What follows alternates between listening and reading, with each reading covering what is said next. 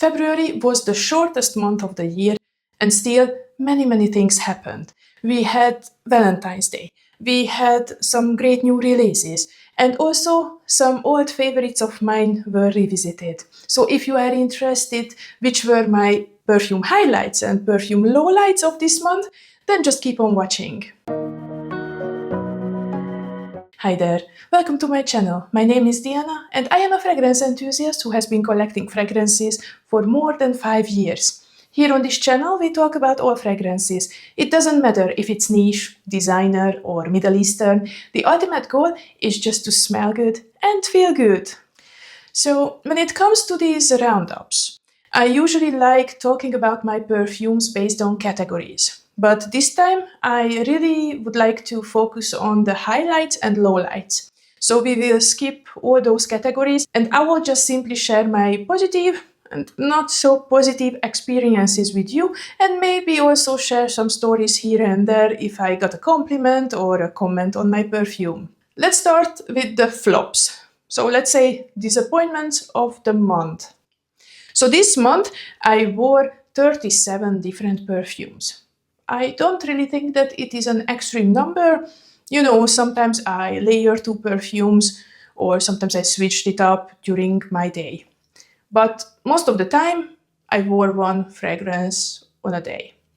And out of these 37 perfumes, I would say there were only 2 perfumes that truly disappointed me. So the biggest disappointment of the month was definitely Chaotic Berries from Zara. This is part of the syrup collection. By the way, the review is already up on the channel, so if you want to check it out for the details, then you will find the link down below in the description. So I did not go into this trio really with super high expectations, but still, this perfume was not giving it to me. It smells super synthetic, sour, screechy, cheap, and it did not even remind me of strawberries and cream at all. It was even tickling my throat, so I don't know what kind of aroma chemicals they were using, but sorry, this was terrible. And usually you know that I'm trying to be very kind when it comes to perfumes, as we are all different. We all have different sense of smell or interpretation of scents, but this was an instant declutter. I could not justify keeping it in my collection. Yeah, it was not good. The rest of the syrup collection was okay. Not something extraordinary, but I see myself spraying them on a warm day for running errands or just to the gym. You know, when the longevity, the performance is not necessarily a hard requirement. But again, Chaotic Berries is leaving the premises ASAP. The other disappointment was one of the Dior Glow fragrances, Rosy Glow. So this is part of a new trio, as I said, with Purple Glow and Peachy Glow. And I went into these perfumes with relatively high expectations because I knew that the creative director behind them was Francis Kurkdjian. And oh boy. So even though both Purple Glow and Peachy Glow were both on the lighter side, I'm able to enjoy them for what they are. I think their concept is really nice, but still, Rosy Glow fell very short when it comes to especially the performance. I like this powdery rose scent, and I think it would be a really nice perfume for spring and summer, for formal occasions, for the office, but the longevity is barely existent. I know that there are some people with very sensitive nose, and if you are one of them, you may enjoy Rosy Glow, but she is way too light for me. You can see that I sprayed quite some already, but still the perfume just disappeared from me. This one will not be decluttered yet because I genuinely like the scent. So I will test it in warmer weather and report back on any changes in its performance, and fingers crossed for it. Apart from these two, everything that I wore or tested this month was at least a like. But let's talk now about some standouts. So the first one is a perfume that I did not expect to like this much. And it is the new Narciso Rodriguez perfume, Pure Musk Blanc. I really like how the musk is done in this one. Even though it is slightly sharp, especially that it is playing together with some aldehydes, I don't mind it at all. And I very much enjoy also the powderiness of the perfume. It has a kind of calming, powdery facet with a strong cleanness, if it makes sense. I think I described the perfume in my review as a clean, crisp, white shirt out of the laundry kind of scent, but in the best way possible. This one has the notes of clean notes, aldehydes, jasmine and bergamot in the top, then musk and white flowers in the mid, and vanilla, cedar and amber in the base. So looking at the note breakdown, you can already guess that indeed it will be something airy, clean, musky, with some sweetness. And especially that sweetness. I think that's also the reason why I like this one. You have to enjoy the level of sweetness in this perfume. But if you are able to appreciate that sugar crystals like sweetness, then I think you will like this one as well. Then another standout was Oud Jasmine from Montale. And it was a kind of rediscovery. When I was preparing for the Valentine's Day perfumes video, I went back to my collection and started sniffing some of my favorites. And Oud Jasmine was one of them. It is just such an underrated gem. But be careful, this is for the beast mood lovers. It is very loud, sexy and unapologetic in a way. It has apple, pear, jasmine, rose, musk, amber and oud as part of the notes. And here the oud is, let's say, a 4 out of 10 in the oud scale. It is still a friendly oud. It is not stinky or barnyardy, but it gives an edge and adds some extra depth to the perfume.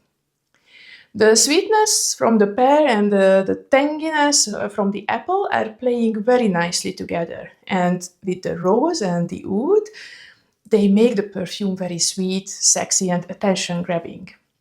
It has also a kind of dual feeling. You know, the fruits make it sweet and a little bit playful, and then the rose and the oud will bring in the seductive side. And the two together are just perfect for a date night. I wore this perfume multiple times, even just for myself, and I loved every second of it. Again, if you are looking for something sweet and bold and you are okay with the Montale DNA, then check this one out. And let's do one more of the standouts. We had so many great perfumes, but this is going to be good. So it is none other than Pallas Athene from Argos. And this is pretty much an unsung hero from this house. Everyone is talking about, or at least used to talk about, Triumph of Bacchus or Birth of Venus. However, I think people stopped eventually talking about this brand. Maybe they don't send out PRs anymore to the bigger creators. That's maybe a good topic for a conversation, but for next time. So going back to the two perfumes that I just mentioned. Even though I'm enjoying both of them, I think Pallas Athene might be even better than them. It has basically a lot of notes, but what really stands out to me are the red berries, the rose, the vanilla with a touch of iris and a lot of amber. It opens up very juicy, very lush, and I really like how the berries are made realistic here. Slightly tart, but still sweet. This perfume is very fruity, but it still has a body and also a kind of punch, so you can wear it on a relatively cold winter day. As it dries down, the rose comes forward and the amber also starts to shine. The rose is not too deep or vintage or powdery. It is rather on the fresher side. But next to that, there is a slight sharpness from this amber, but still somehow it keeps the perfume airy. I don't want to compare this perfume with Baccarat Rouge as they are not even close, but a very small level of that airy, slightly ozonic feel is there in this one as well, which I assume comes from the amber note. And I think I'm having a little bit of a hard time explaining this perfume, but basically it is a very beautiful blend of rose, berries, and amber with the sweetness of the vanilla and a little bit of woodiness in the background. But this is not a safe blind buy. I do remember when I first smelled it, I almost decluttered it immediately. So it may take some time for you also to warm up for this fragrance. But hey, that's why we really love sampling and trying perfumes, right? So as all Argos perfumes, again, it is very complex, so please test it first. I also promised to talk about compliments. So when it comes to compliments, there were two perfumes that definitely won. One was Ambrosia Imperial from Navitus and Armani's My Way Sunny Vanilla. Even though the two were not even close, both of them got a similar comment from my colleagues. They were described as very pleasant, sweet, and uplifting. Of course, Ambrosia Imperial has a bit of added sexiness, added oomph from the saffron, and it is much deeper than Sunny Vanilla, but both have a kind of tropical or sunny vibe, so I guess my ladies at work just appreciated some sunshine on these dark winter days. So I guess this was it. A couple of more maybe just to quickly mention to round up my month. I also quite like the new Rabanne Million Gold for Her Pure Diamonds. I also very much enjoyed Sunny Vanilla as just I mentioned. I think both of them will perform even nicer in warmer weather.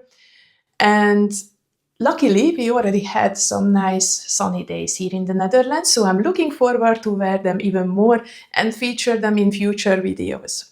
But for now, question to you. How was your perfume month of February?